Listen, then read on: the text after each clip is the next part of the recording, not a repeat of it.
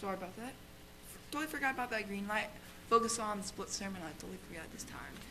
So, Matthew Steele is giving the sermon today entitled, How Great is God's Love? We'll find out.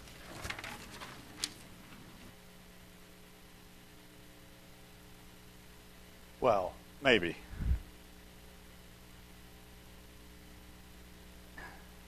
Good afternoon, everyone. I'd like to thank Owen again for the hard work of song leading. It's sometimes a challenge to get you guys to sing out loud, especially on a hot day like this. Just want to sit and be comfortable. Don't make me get up and do too much work. So all of this last week, my boys have been going to this vacation Bible school. And it was a really interesting program. As you know, most of those things have a theme about them.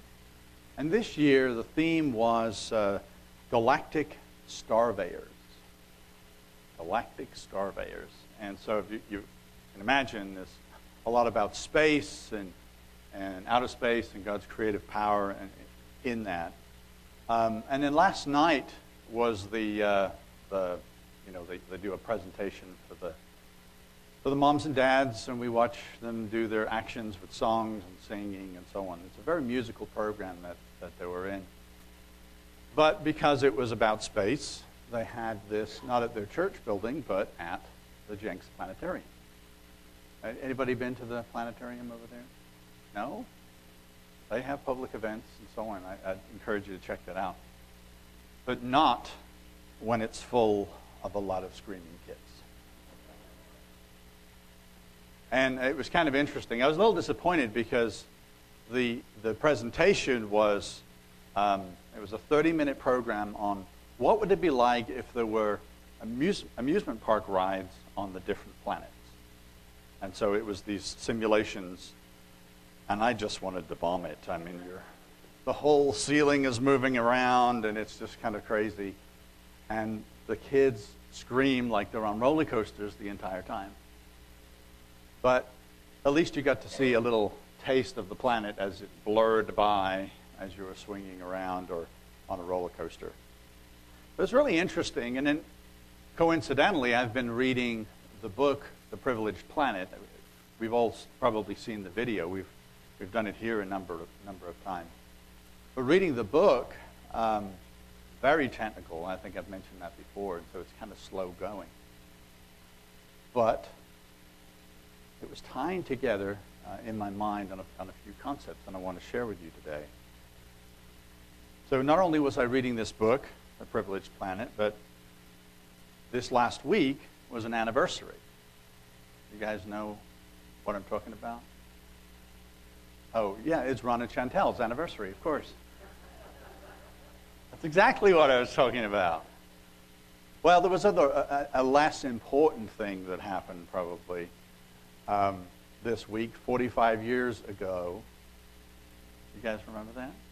Come on, some of you were there. The moon landing, and Neil Armstrong and Buzz Aldrin wandering around and making a mess on the moon. It was perfectly fine before we got there. Was it 48? I thought it was 45. I can't add. It's not required for this job, right? Who saw that live? Wow. I didn't see it live. I'm just a few years shy of that. That's what I like to tell everybody, Ron. But even just watching it on YouTube, I watched the video clip, about a 10-minute video clip of compilation. Just amazing. And to be there and have watched it live, and then, of course, to actually be there on the moon must have just been an indescribable event for those guys. Just an amazing moment in history.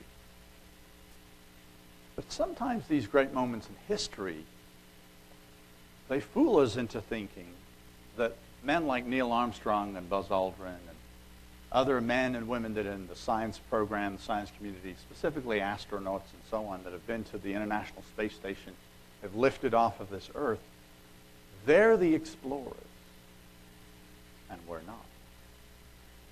But that's not true. Because we are galactic explorers. We are galactic surveyors ourselves, right here on planet Earth. If you remember the DVD, it talks about how this privileged planet is a perfect platform from which to view the universe. We are intergalactic travelers on that platform. This vehicle of Earth that we live on is the most perfectly designed spaceship. It just doesn't, look like a spaceship. But it is a spaceship, and it carries us around. And it doesn't just carry us around in our orbit around the sun in this solar system. It does a lot more than that.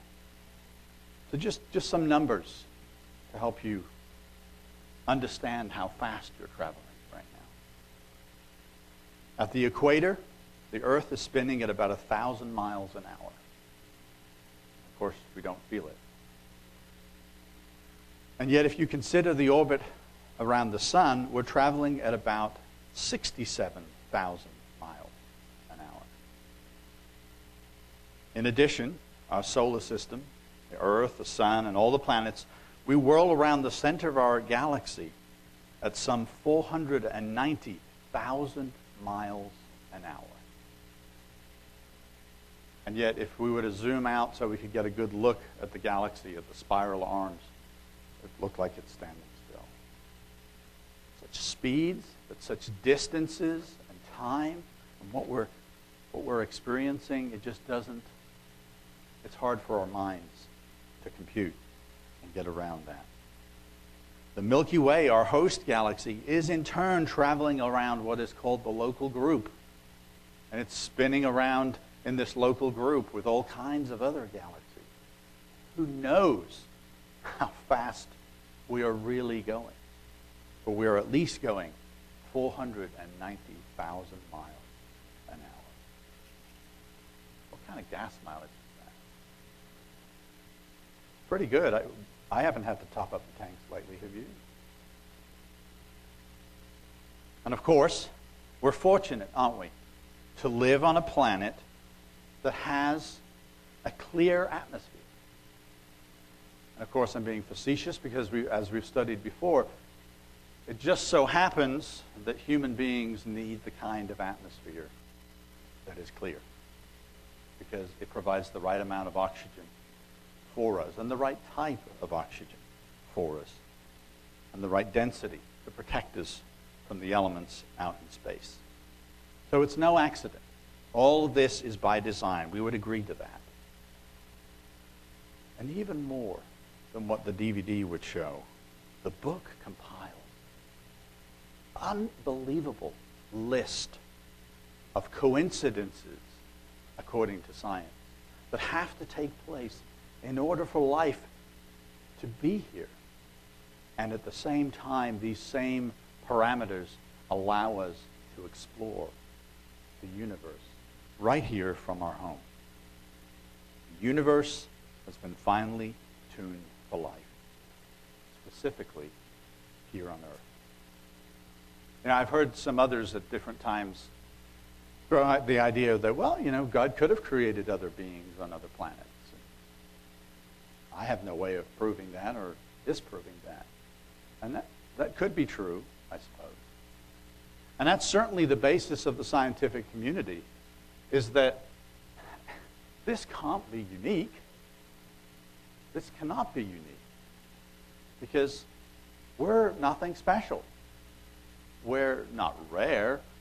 We must be duplicated throughout the universe. There must be Earth-like planets, and of course that's the goal, is to find the Earth-like planet. And it's so funny because every time they find an Earth-like planet, okay, never mind, it's like Jupiter. That won't work. Oh, we found a rocky planet. Yes. It's orbiting a binary star system. That won't work either.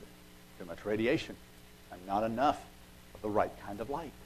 And there's so many factors that come together to make this world unique. And so, like I say, this is the assumption of the scientific community, that our planet and its place in the universe is not special, is not unique, and that there must be other life out there. But the more we study that, the more we look at the values that are finely tuned, the more ridiculous that sounds, and the more challenging it is for us. Even the psalmist, David, had difficulty understanding our place in the universe, though. Because we look at it and it's so vast. How could this be just for us? In Psalm chapter 8 and verse 3, he says, "When I consider your heavens and the work of your fingers, the moon and the stars which you have ordained, what is man that you are mindful of him, and the Son of Man that you visit him? For you have made him a little lower than the angels, and you have crowned him with glory and honor, and you have made him to have dominion over the works of your hands. You have put all things under his feet."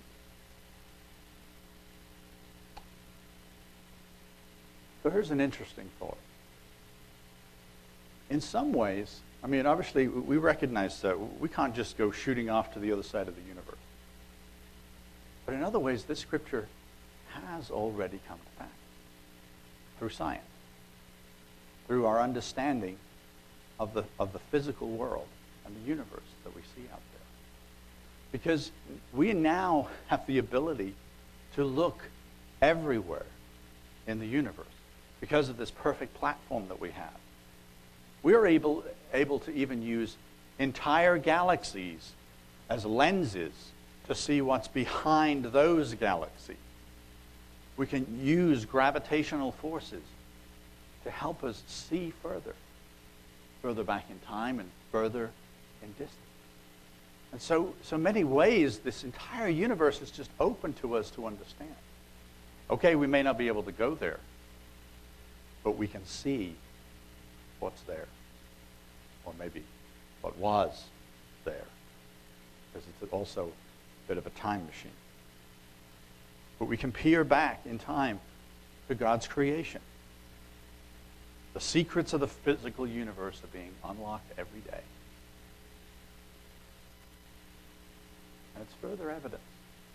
It's further proof that we are living on this privileged planet. Not only do we have a sustainable viewing platform from which to look at the universe, there's something else going on too. And you may not think so when you look at some of the mathematics involved, but we do have minds to understand what's out there. We might prefer the simplified version, but we get it. We can wrap our minds around some of the concepts that are going on in the universe. And in spite of his best efforts, man's denial of God is constantly being challenged by the heavens itself. Forces us to see the creative power.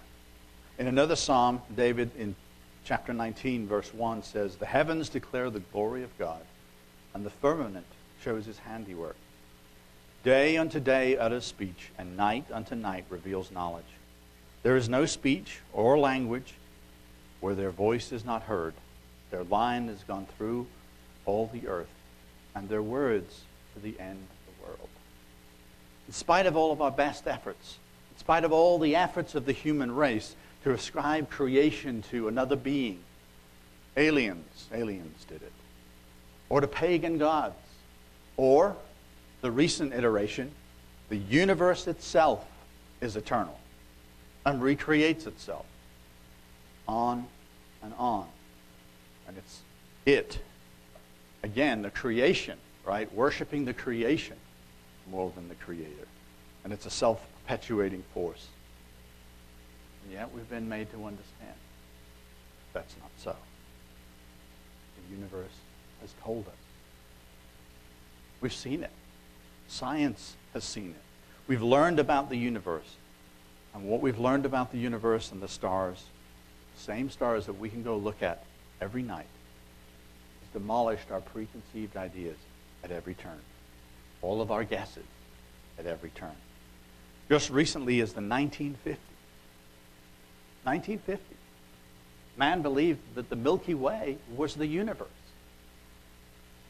This one singular galaxy, that's it. That is the entirety of the universe. And then Edwin Hubble made some observations. You guys heard of Edwin Hubble? Hubble Space Telescope is named after him. And he made some observations, and these blurry nebula turned out to be entire other galaxies. And exploded it. Exploded the myth of this eternal, self-perpetuating and self-recreating universe. Done. Because he also figured out that the light was older and it was aging. And he figured out by that process there was a beginning. And that was earth-shattering. To the point that, was it Einstein went to Hubble and said, all right, I got to see your work on this, because this doesn't jive with, my cosmological constant, which is his little trick to try and make his math work. The universe itself, speaking in the language of science, which is understood all around the world in mathematics, and it's saying, I'm not what you thought I was. Something else. And yet, it's interesting, isn't it, that if they just looked at the Bible, if they just asked some Christians on the street, did the universe have a beginning, they would have been able to tell them. Sure. We know that. David knew that. Psalm 102, verse 25, David said, of old you laid the foundation of the earth, and the heavens are the work of your hands.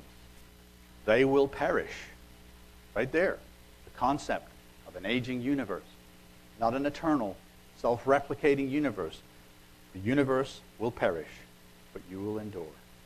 Yes, they will all grow old like a garment, like a cloak. You will change them, and they will be changed. They're going to grow old. Wear out. It's interesting. So after we get this uh-oh moment in science, well then, okay, we've got to work some things out. Don't ask us about the Big Bang. We don't know. But moving down the road, we know what's going to happen at the end.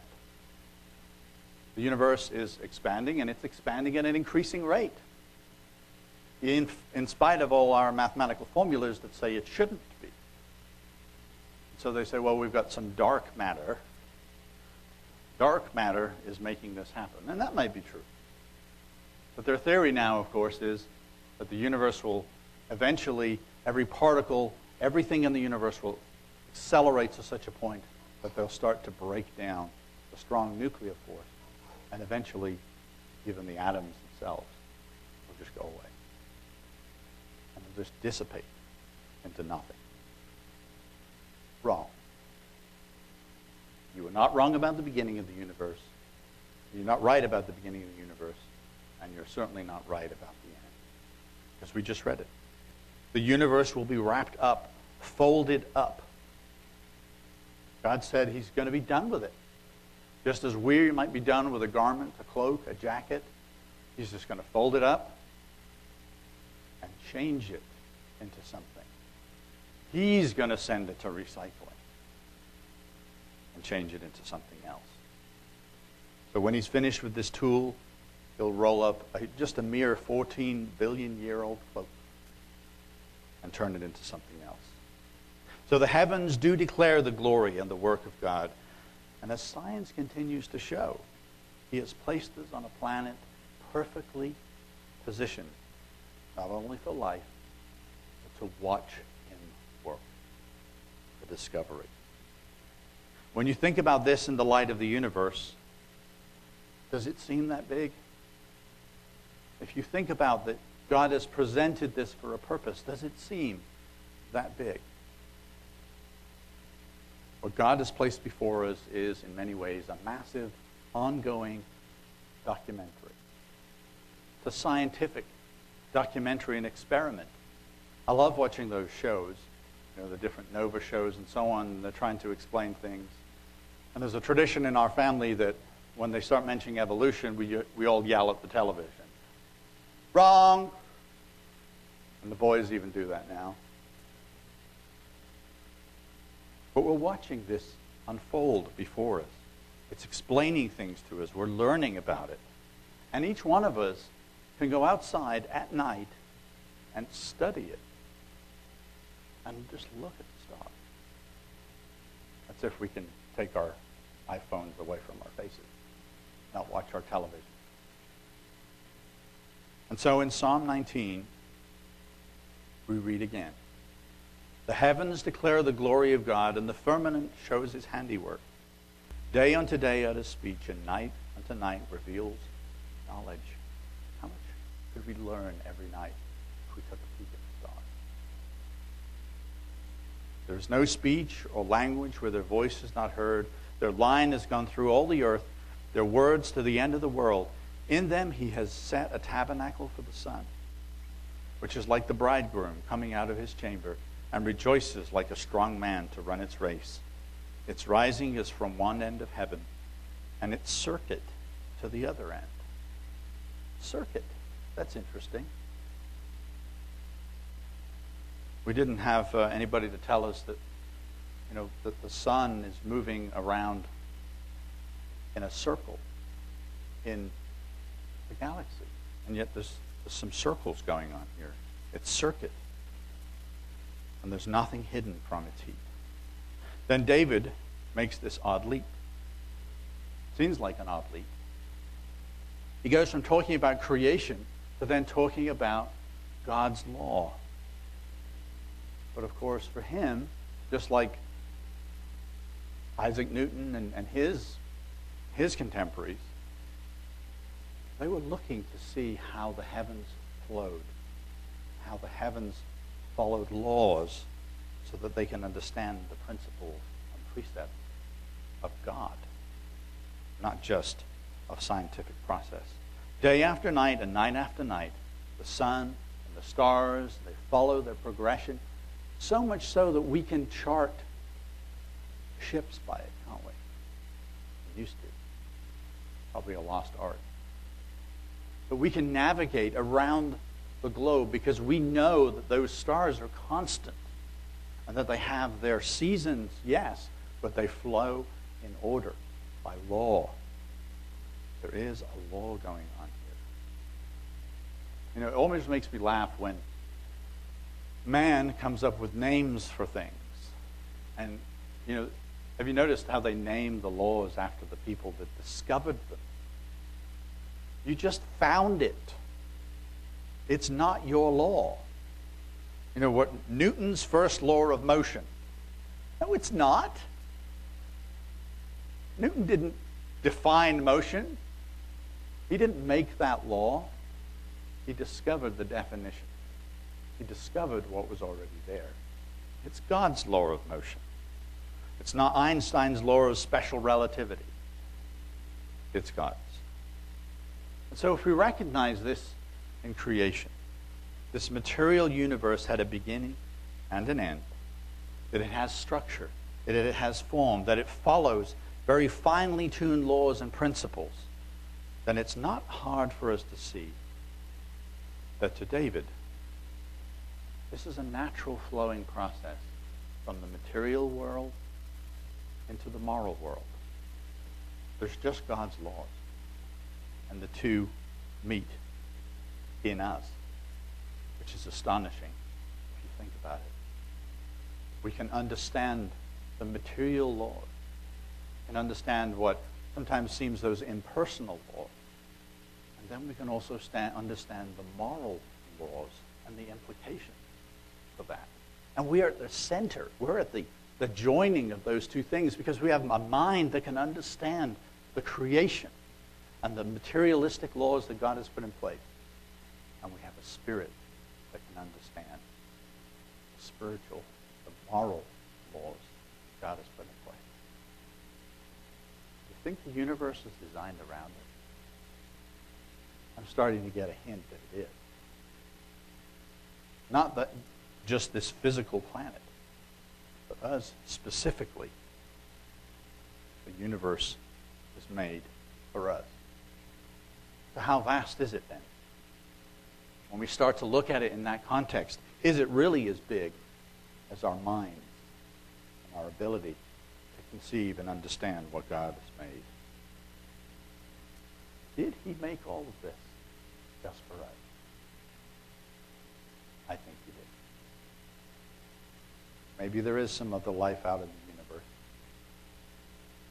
Maybe there isn't. And maybe this massive universe that the scientific world looks at and says there's got to be some other reason than just us.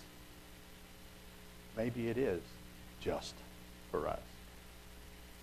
But one of the things I've learned from the Privileged Planet book that they talk about in the DVD, but there's a special element that I don't think they mentioned in the DVD, is that not only is the Earth placed around a very specific and necessary star, and not only is it placed around that star in a perfect position in the galaxy itself, right at the right point, right on the edge of one of the arms so that we don't get clobbered by all kinds of other interstellar material. Not only are we placed there, and not only are we placed in a galaxy that has all the right properties and is spinning, and it's a spiral galaxy, because that's very important. Not only that, but we're also placed at the right time. The right time. Because there's a very narrow band of time. Now, of course, millions and millions of years, but to the life of the universe, there's a very narrow band of time in which we can have all these parameters exist for us to live. So if God came along to this earth and he put it around the sun and he started doing his creative process that we can read about, if he started to do that too soon in the life of the universe, we would get cooked before we took our first breath. The radiation in the earlier universe was a lot more than your microwave. We would just get cooked. Too late in the life of the universe, he wouldn't be able to find a sun that could sustain our life. It would all be too cold and cool, and the heat is slowly dissipating in the universe.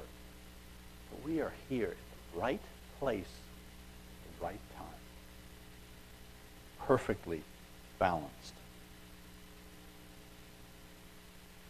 This knowledge has really helped me understand and be comfortable with why such an ancient and vast universe is out there and we're the only occupants.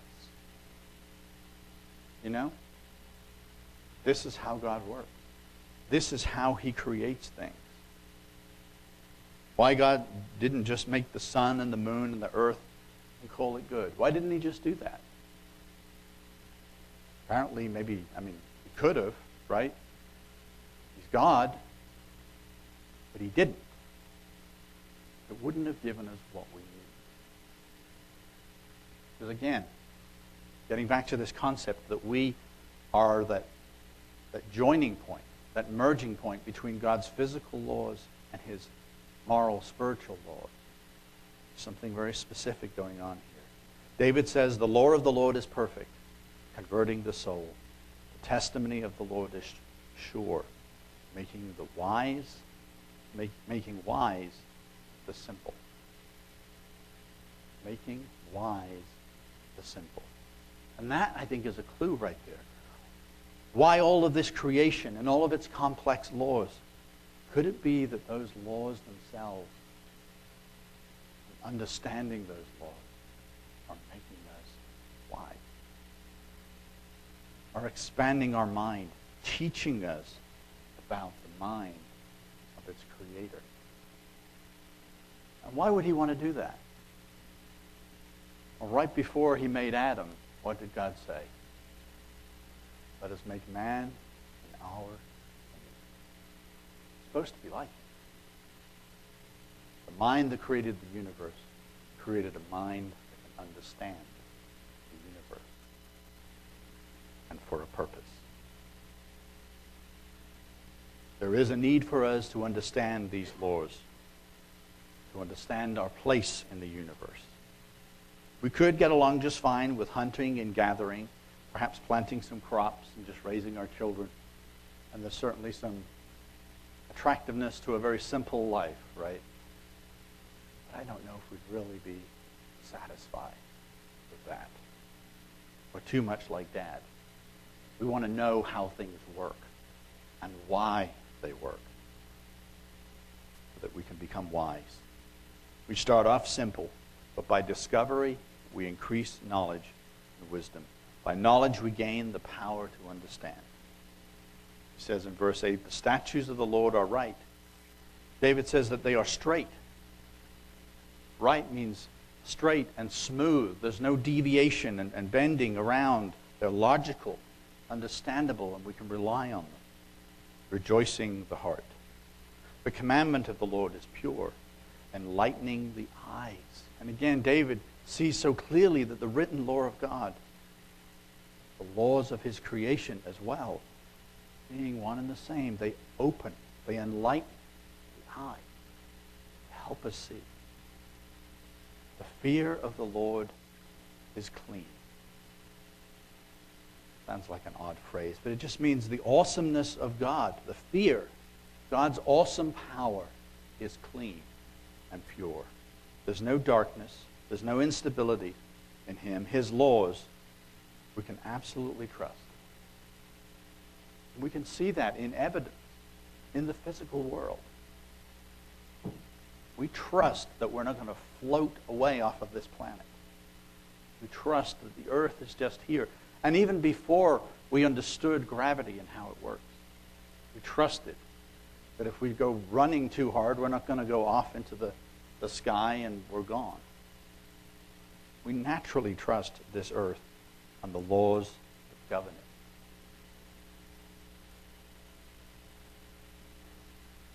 But this is not the case in one area. Remember, we're the convergence of the physical laws. We have the mind to understand the physical, and we have the mind to understand the spiritual.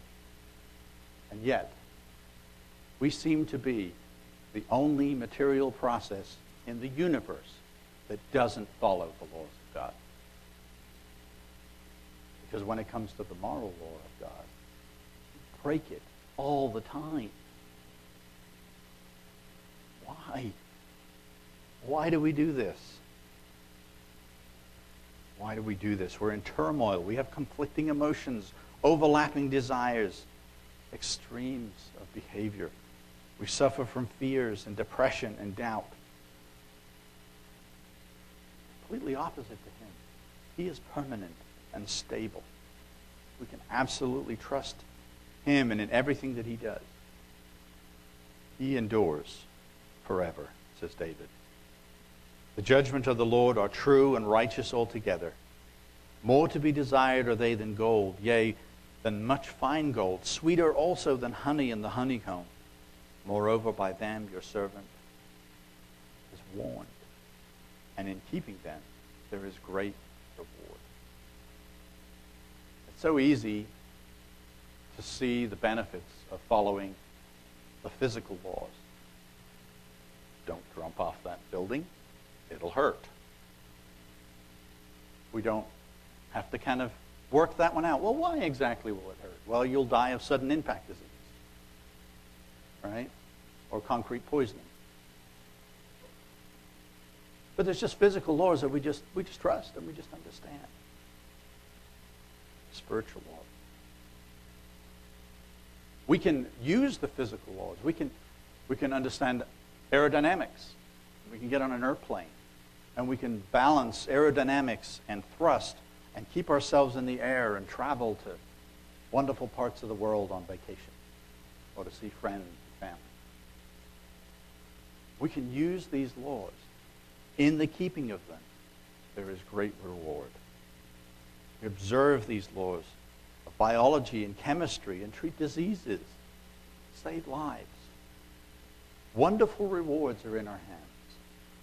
Why is it then that we don't do this as a civilization when it comes to the moral law of God?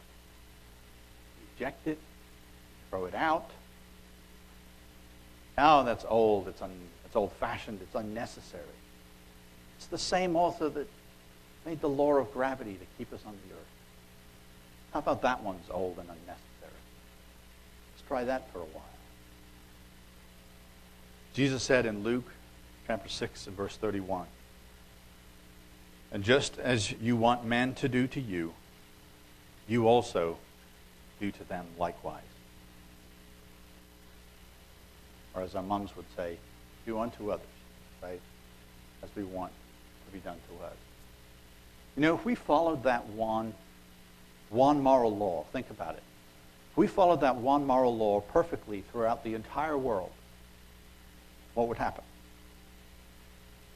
If we loved our neighbor as ourselves, every war would end right at that moment. Every conflict would end. Every divorce, every family feud, every corrupt business practice, every murder, every child abuse case going on, every single incident of bullying and aggression. There would be no more dictators, no more abuse of power if we followed one law. Love your neighbor as yourself. And that's the point, isn't it? That's why Jesus said that on this and on that you shall love the Lord your God hang all the rest of the laws. Love is the supreme and ultimate law of God. And he wants us to have this law in us. He wants us to be the convergence of this physical laws that we can understand and these moral, spiritual laws that he's given us. David says, who can understand his errors? Not God's errors, our own errors. Who can understand our errors? Why did I do that? Why do I make these mistakes and continue to make these mistakes?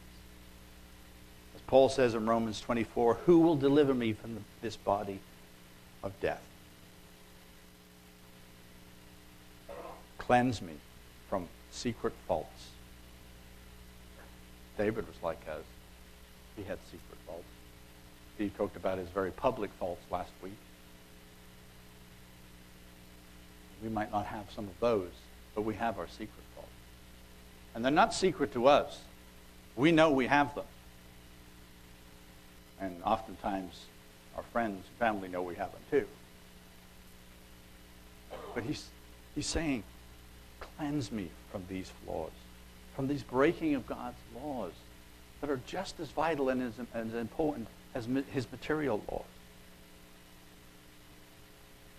Keep back your servant from presumptuous sins. Keep me from arrogant sins, from presuming that I can do whatever I want secretly and not suffer any consequences. Let them not have dominion over me. Then I shall be blameless, and I shall be innocent of great transgression. Let the words of my mouth and the meditation of my heart be acceptable in your sight. O Lord, my strength and my Redeemer. It's interesting that after this passage where David is talking about God's law, he concludes with reminding himself and us that we have a Redeemer. Just in case we get presumptuous and start thinking that we can keep the law of God unto salvation, that we can somehow become acceptable by works only, right? As Curtis was talking about, the antithesis of what Curtis was talking about. Because that's not enough. We see that in the heavens. We see that in physics and chemistry and biology, we understand disease and radiation. We understand the chemical interactions that take place in this universe. And we've even begun to unlock the secrets of DNA and how it controls biology and the process of life. Yet for all of this knowledge, every single one of us gets sick. In spite of understanding all these laws and following these laws and trying to use these physical material laws of biology and chemistry to heal ourselves, we still get sick. And we still get old. All the cosmetic products to not look old. Insane. And yet, that's just to not look old. How about to not be old? Still, following physical laws and trying to, what? Live forever in the physical. This is our natural condition. We will grow old, and we will eventually die. We'll be done. But that's not where it ends, is it? Earlier, David said in Psalm 102 that God will roll the universe up, and he'll do what? He'll change it. He'll change it into something else. And that's why David ends on this note of a Redeemer.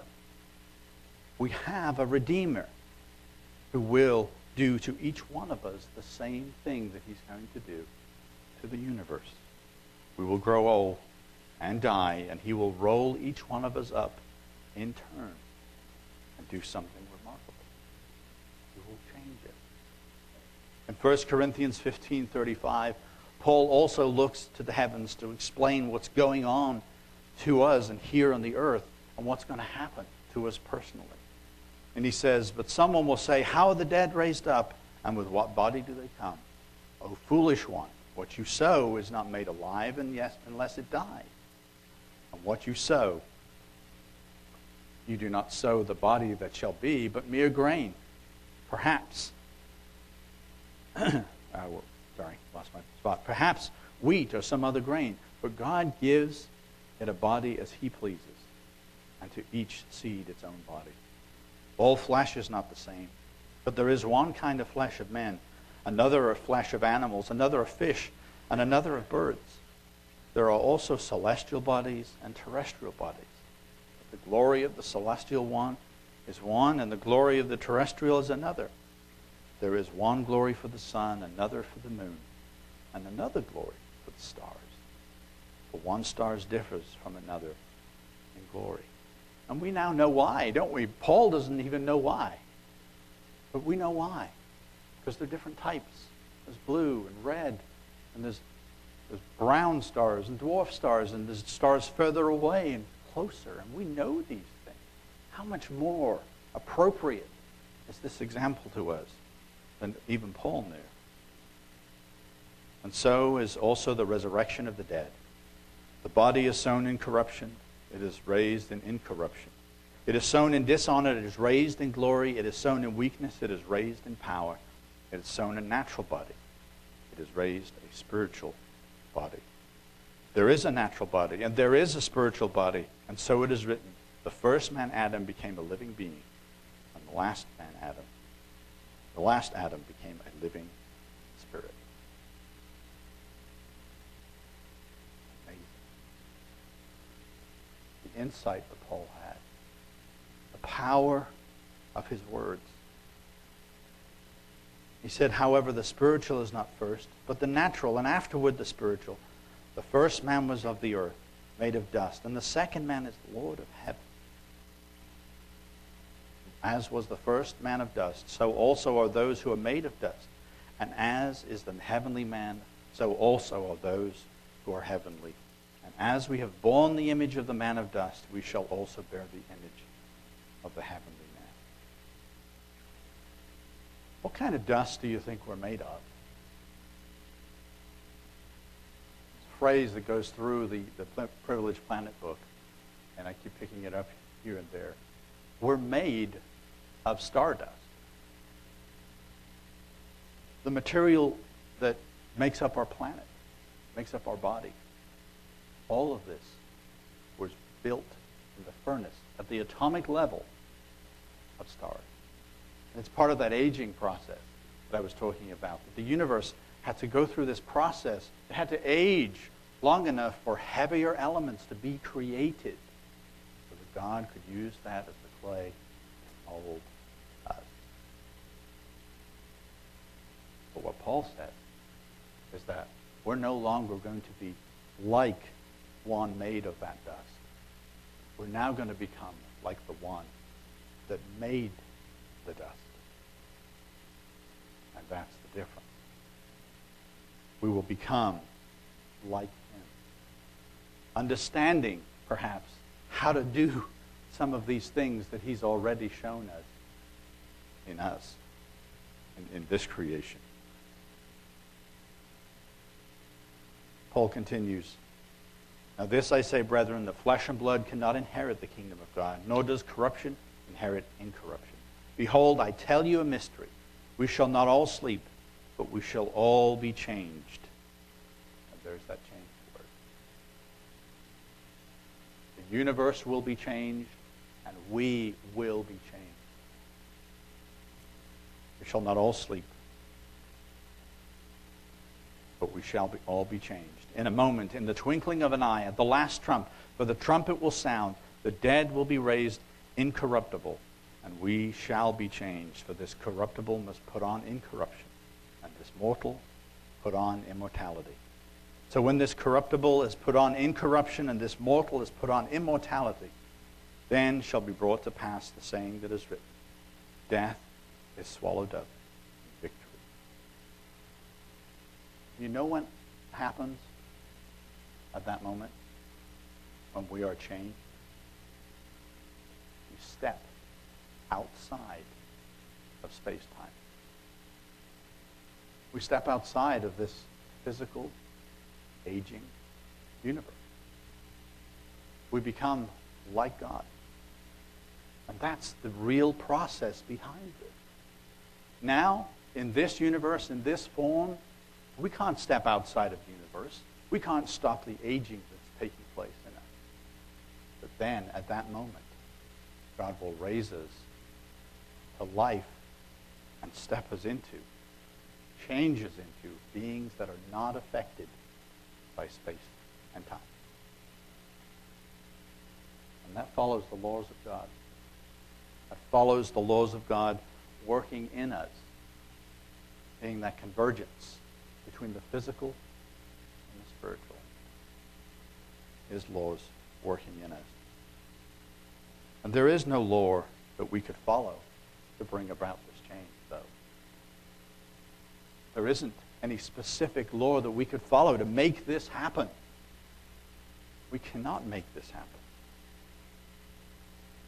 Every law that we have in this physical realm, even the moral law to a certain extent, is to aid us in this physical world, to guide us in this physical world.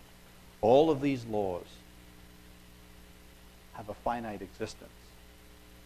The law of God's salvation is different. It's outside of space-time. It existed, in fact, before the world began. How do we know that? Revelation chapter 13 and verse 8. Breaking into that passage where the beast is given power to make war with the saints and given authority over everyone on the earth and over everyone whose names have not been written in the book of life of the Lamb, slain from the foundation of the world. Slain from the foundation of the world. There's a law in place that predated all of the laws that we have. And the word world in that passage isn't the right word. In English, we've poorly translated it. In the Greek, it's cosmos. Before the foundation of the universe, it was ordained.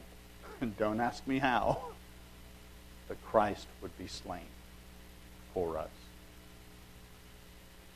You know, mankind is looking for the universal theory, right? That singular theory, that simple formula that explains why we're all here. Yeah, because they're going to get that right? I have the formula already. I don't think I'm going to go down in the history book. We all have the formula. It's love.